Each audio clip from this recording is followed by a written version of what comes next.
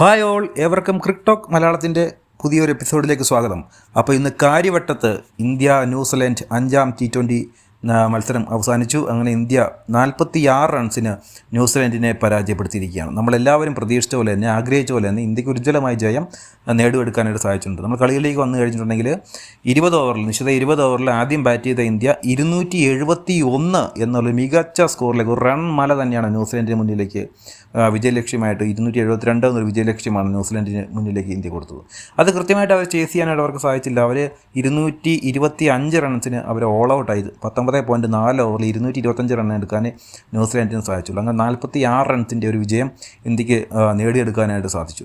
ഇന്ത്യയുടെ ബാറ്റിങ്ങിലേക്ക് വന്നു കഴിഞ്ഞാൽ നമുക്കറിയാം, ഇഷാൻ കിഷൻ 43 ബോളുകളിൽ നിന്നും 103 റൺ എടുത്തുകൊണ്ട് അദ്ദേഹത്തിൻ്റെ T20 ആദ്യത്തെ സെഞ്ചുറി കരസ്ഥമാക്കുന്നു. ഒരു 10 സിക്സറുകളുടെ അകമ്പടിയോടുകൂടി വളരെ മികച്ച ഒരു ഇന്നിങ്സ് ആയിരുന്നു ഇഷാൻ കിഷൻ കാഴ്ചവെച്ചത്. അതുപോലെ ക്യാപ്റ്റൻ സൂര്യകുമാർ യാദവ് 30 ബോളുകളിൽ നിന്നും 63 റൺസ് നേടുവാനായിട്ട് സൂര്യകുമാർ യാദവിന് സാധിച്ചു.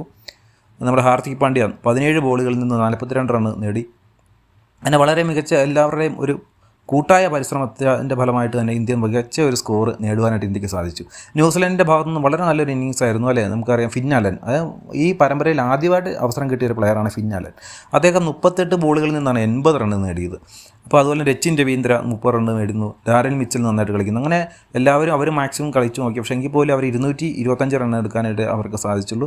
അങ്ങനെ 46 റൺസിൻ്റെ ഒരു വിജയം ഇന്ത്യ കരസ്ഥമാക്കി. രണ്ട് ടീമും ചേർന്നിട്ട് ഈ ഒരു മാച്ചിൽ നേടിയിട്ടുള്ളത് 496 റണ്ണാണ്. അതൊരു റെക്കോർഡാണ് ശരിക്കും പറയാം. കാരണം ഫസ്റ്റ് ഇതിൻ്റെ ഒരു സ്കോർ എന്ന് പറയുന്നത് ഏറ്റവും കൂടുതൽ ഒരു മാച്ചിൽ 2020 ഒരു മാച്ചിൽ ഏറ്റവും കൂടുതൽ റണ്ണ് നേടിയിട്ടുള്ളത് വെസ്റ്റ് ഇൻഡീസും സൗത്ത് ആഫ്രിക്കയും തമ്മിൽ 2023 നടന്ന ദക്ഷിണാഫ്രിക്കയിലെ സെഞ്ചുറിയനിൽ നടന്ന ഒരു മത്സരത്തിൽ 517 റണ്ണ് നേടിയിട്ടുണ്ട്. അപ്പോൾ അത് രണ്ടാമത്തെ സ്കോറായിട്ട് ഈ ഇന്ത്യ ന്യൂസിലൻഡ് നമ്മുടെ തിരുവനന്തപുരത്ത് നടന്ന മാച്ച് 496, ഇന്ന് നേടുന്ന കളിയിൽ 496 റണ്ണ് നേടിയതാണ് രണ്ടാമത്തെ സ്കോർ എന്ന് പറയുന്നത്. മറ്റൊരു കാര്യം, നമ്മൾ ഇന്ന് രണ്ട് ടീമും ചേർന്ന് നേടിയ സിക്സറുകളുടെ എണ്ണം എന്ന് പറയുന്നത് 36 സിക്സറുകളാണ് നേടിയിട്ടുള്ളത്. നമുക്കറിയാം, ഇന്ത്യ 23 സിക്സറുകൾ നേടിയപ്പോൾ ന്യൂസിലൻഡ് 13 സിക്സ്, അങ്ങനെ 36 സിക്സറുകൾ നേടാനായിട്ട് രണ്ട് ടീമിനും സാധിച്ചു. അതും ഒരു റെക്കോർഡാണ്. കാരണം വെച്ചാൽ അസോസിയേറ്റ് ടീമുകൾ തമ്മിൽ കളിച്ചപ്പോൾ 41 സിക്സറുകൾ നേടിയിട്ടുണ്ട്. പക്ഷേ ഇത് ടെസ്റ്റ് പദവിയുള്ള ഒരു ടീമുകൾ തമ്മിൽ കളിക്കുമ്പോൾ 36 സിക്സറുകൾ നേടുക എന്ന് പറയുന്നത് അത് ആദ്യമായിട്ട് സംഭവിക്കുന്ന കാര്യമാണ്. അപ്പോൾ അത് ആ ഒരു റെക്കോർഡ് ഈ മത്സരത്തിന് ലഭിച്ചിട്ടുണ്ട്. പിന്നെ മറ്റൊരു കാര്യം, ഒരു നെഗറ്റീവ് റെക്കോർഡ് ഈ മത്സരത്തിൽ പറഞ്ഞിട്ടുണ്ട്. അതായത് 5 വിക്കറ്റ് നേടുകയും ഏറ്റവും എക്സ്പെൻസീവായ 5 വിക്കറ്റ് ഓവറുകളിലൂടെ എക്സ്പെൻസീവായ ഏറ്റവും 5 വിക്കറ്റ് നേടിയിട്ടുള്ള അശ്വദീപ് സിംഗ് ആണ്. 51 റണ്ണ് അദ്ദേഹം ഇന്ന് 4 ഓവറുകളിൽ വിട്ടുകൊടുത്തു. ആണ് 5 വിക്കറ്റ് നേടി. പക്ഷേ ഇതിന് തൊട്ടുമുമ്പുള്ള റെക്കോർഡ് ഉണ്ടായിരുന്നത് നമ്മുടെ അൽസാരി ജോസഫിന്, വെസ്റ്റ് ഇൻഡീസിൻ്റെ പ്ലെയർ അൽസാരി ജോസഫാണ്. അദ്ദേഹം 4 ഓവറിൽ 40 റണ്ണ് വിട്ടുകൊടുത്തായിരുന്നു 5 വിക്കറ്റ് നേടിയിരുന്നത്. ആ റെക്കോർഡ് തൻ്റെ പേരിലേക്ക് കുറിച്ചിരിക്കുകയാണ് അശ്വദീപ് സിംഗ്. പക്ഷേ അശ്വദീപ് സിംഗിൻ്റെ ഒരു പ്രകടനം പറഞ്ഞു കഴിഞ്ഞാൽ ആദ്യത്തെ 2 ഓവറുകളിൽ നിന്ന് 40 റണ്ണാണ് അദ്ദേഹം വിട്ടുകൊടുത്തത്. ഒരു വിക്കറ്റ് വീഴ്ത്തിയെങ്കിൽ പോലും 2 ഓവറുകളിൽ നിന്ന് 40 റണ്ണ്. നമുക്കറിയാലേ, ഫസ്റ്റ് നന്നായിട്ട് ബോൾ ചെയ്യുന്നൊരു പ്ലെയറാണ് അശ്വദീപ് സിംഗ്. പക്ഷേ അദ്ദേഹത്തിന് ഈ പ്രാവശ്യം ആദ്യത്തെ 2 ഓവറുകൾ അദ്ദേഹത്തിന് പിഴച്ചിക്കുകയായിരുന്നു ചെയ്തത് അല്ലേ. 20 റണ്ണ് വീതം 40 റണ്ണ് അദ്ദേഹം വിട്ടുകൊടുത്തു. പക്ഷേ രണ്ടാമത്തെ സ്പെല്ലിലേക്ക് വന്നു കഴിയുമ്പോൾ 2 ഓവറുകളിൽ നിന്ന് 11 റണ്ണ് വിട്ടുകൊടുത്ത് അദ്ദേഹത്തിന് വീണ്ടും 4 വിക്കറ്റും കൂടി വീഴ്ത്താൻ സാധിച്ചു. അങ്ങനെ 4 ഓവറിൽ 51 റണ്ണിന് 5 വിക്കറ്റ് എന്നുള്ള ഒരു ഉജ്ജ്വലമായ പ്രകടനം അശ്വദീപ് സിംഗ് നേടിയിട്ടുണ്ട്. നമ്മുടെ സ്റ്റാർ ബോളറായിട്ടുള്ള ജസ്പ്രീത് ബുംറയ്ക്ക് ഇന്ന് കാര്യമായി ഒന്നും ചെയ്യാൻ സാധിച്ചില്ല. 4 ഓവറുകളിൽ നിന്നും 58 റണ്ണ് വിട്ടുകൊടുക്കേണ്ടി വന്നു അദ്ദേഹത്തിന്. ഒരു വിക്കറ്റ് പോലും ലഭിച്ചതുമില്ല. അവരുടെ ന്യൂസിലൻഡിൻ്റെ ഭാഗത്തേക്ക് വന്ന് അവിടെയും മിച്ചൽ സാന്യർ, നമുക്കറിയാം ഇന്ത്യക്ക് എപ്പോഴും പേടിസ്വപ്നമായിട്ടുള്ള ഒരു ബോളറാണ് മിച്ചൽ സാന്യർ. അദ്ദേഹത്തിന് ഈ 4 ഓവറിൽ 60 റണ്ണാണ് അദ്ദേഹത്തിന് അടി കിട്ടിയത്. അപ്പം സ്പിന്നർമാർക്കൊന്നും ഒരു ഇതും ഉണ്ടായിരുന്നില്ല, പ്രത്യേകിച്ച് ന്യൂസിലൻഡ് സ്പിന്നേഴ്സിന്.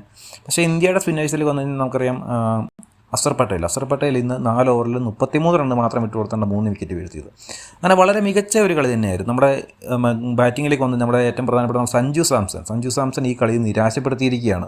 നമുക്കറിയാം, ഈ ടൂർണമെൻറ്റിൽ എല്ലാ കളികളും എടുത്തു നോക്കിക്കഴിഞ്ഞാൽ സഞ്ജു നിറം മങ്ങുന്ന ഒരു കാഴ്ചയാണ് നമ്മൾ കണ്ടുകൊണ്ടിരിക്കുന്നത് അല്ലേ.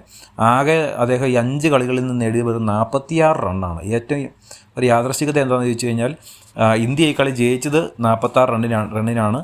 അതുപോലെ തന്നെ സഞ്ജു സാംസൺ ഈ പരമ്പരയിലാകെ നേടിയതും 46 റണ്ണാണെന്നുള്ള യാദൃശ്ചികതയും ഉണ്ട്. അപ്പോൾ സഞ്ജു ഇത്തരത്തിലൊരു ഫെയിലിയറായിട്ട് കളിക്കുമ്പോൾ അദ്ദേഹത്തിൻ്റെ ലോകകപ്പിലേക്ക് വരുമ്പം അദ്ദേഹത്തിന് ചാൻസ് കിട്ടുക എങ്ങനെയാണെന്നുള്ളതൊക്കെ കണ്ടറിയേണ്ട കാര്യം തന്നെയാണ്. പക്ഷേ ഇഷാൻ കിഷനൊക്കെ കിട്ടിയ ചാൻസ് വളരെ നന്നായിട്ട് വിനിയോഗിക്കുന്ന ഒരു പ്ലെയറാണ്. നമുക്കറിയാം അദ്ദേഹം ഒരു ODI ക്രിക്കറ്റിൽ ഒരു ഡബിൾ സെഞ്ചുറി നേടിയിട്ടുള്ള പ്ലെയറാണ്. മാത്രമല്ല സെയ്ദ് മുസ്താഖ് അലി ട്രോഫിയിൽ ജാർഖണ്ഡിൻ്റെ ക്യാപ്റ്റനായിരുന്നു. വളരെ മികച്ച പ്രകടനം അദ്ദേഹം കാഴ്ചവെച്ചു. അങ്ങനെ അദ്ദേഹത്തിന് വേൾഡ് കപ്പ് ടീമിലേക്ക് തന്നെ ഒരു അവസരം കിട്ടുന്നത്. അപ്പോൾ കിട്ടിയ ചാൻസ് കൃത്യമായിട്ട് വിനിയോഗിക്കാൻ ഇഷാൻ കിഷന് സാധിച്ചു.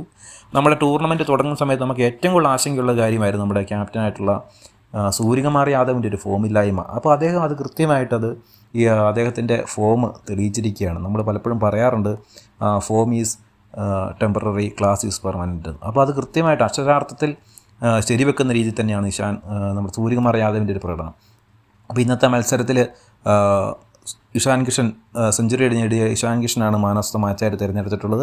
അതിൽ മാൻ ഓഫ് ദ സീരീസ്, ഈ ടൂർണമെൻറ്റിലെ മാൻ ഓഫ് ദ സീരീസ് എന്ന് പറയുന്നത് സൂര്യകുമാർ യാദവാണ്. സൂര്യകുമാർ യാദവ് 5 കളികളിൽ നിന്നും 242 റണ്ണാണ് നേടിയിട്ടുള്ളത് ഈ പരമ്പരയിൽ. 2ാം സ്ഥാനത്തേക്ക് വന്നു കഴിയുമ്പം ഇഷാൻ കിഷനാണ്. ഇഷാൻ കിഷൻ 4 കളികളിൽ നിന്നാണ് അദ്ദേഹം 215 റണ്ണ് നേടിയിട്ടുണ്ട്. അതുപോലെ തന്നെ അഭിഷേക് ശർമ്മ 182 റണ്ണ്. ന്യൂസിലാൻഡിൻ്റെ ഭാഗത്തേക്ക് വരുമ്പം ഗൺ ഫിലിപ്സ് തന്നെയാണ് ടോപ്പ്, 176 റണ്ണ് അദ്ദേഹം നേടിയിട്ടുണ്ട്. ബോളിങ്ങിൻ്റെ സൈഡിലേക്ക് വന്നു കഴിഞ്ഞാൽ അശ്വദീപ് സിംഗ് ആണ് 4 കളിയിൽ നിന്നും 8 വിക്കറ്റ് അദ്ദേഹം നേടി. ഇന്നത്തെ കളി 5 വിക്കറ്റ് നേടിയിട്ടുണ്ട്. അങ്ങനെ നല്ലൊരു പരമ്പരയായിരുന്നു അല്ലേ, ഇന്ത്യ ന്യൂസിലൻഡ് തമ്മിലുള്ള നല്ലൊരു മികച്ച പരമ്പര തന്നെയായിരുന്നു. നമുക്ക് ഏറ്റവും നന്നായി എൻജോയ് ചെയ്യാൻ സാധിച്ചൊരു പരമ്പരയായിരുന്നു. ആദ്യത്തെ 3 കളികൾ ഇന്ത്യ ജയിച്ചു. 4ാമത്തെ കളി വിശാഖപട്ടണത്ത് നടന്ന കളിയിൽ ന്യൂസിലൻഡ് ജയിച്ചു.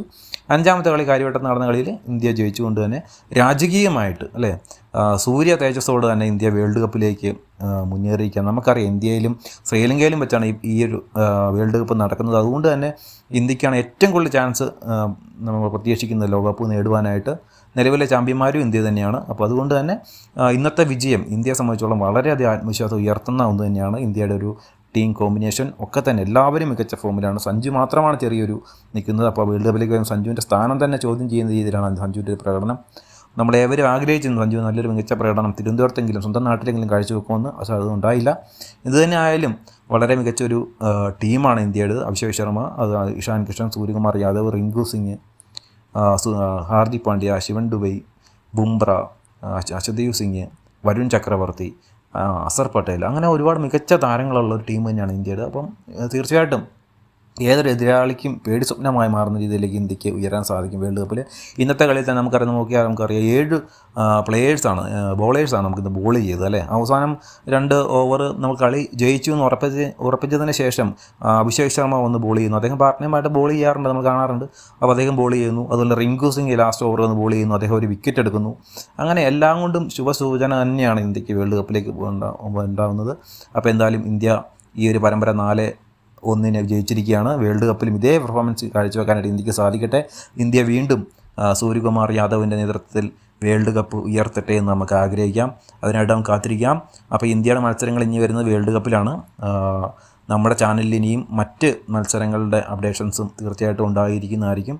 അപ്പോൾ നിങ്ങളെല്ലാവരും ഈ ചാനൽ സബ്സ്ക്രൈബ് ചെയ്യുന്ന കാര്യം പരിഗണിക്കുക. നമ്മുടെ മുന്നേ അപ്ലോഡ് ചെയ്തിട്ടുള്ള വീഡിയോസൊക്കെ എല്ലാവരും വാച്ച് ചെയ്യുക. അപ്പോൾ ഓക്കെ, താങ്ക് യു, ബൈ.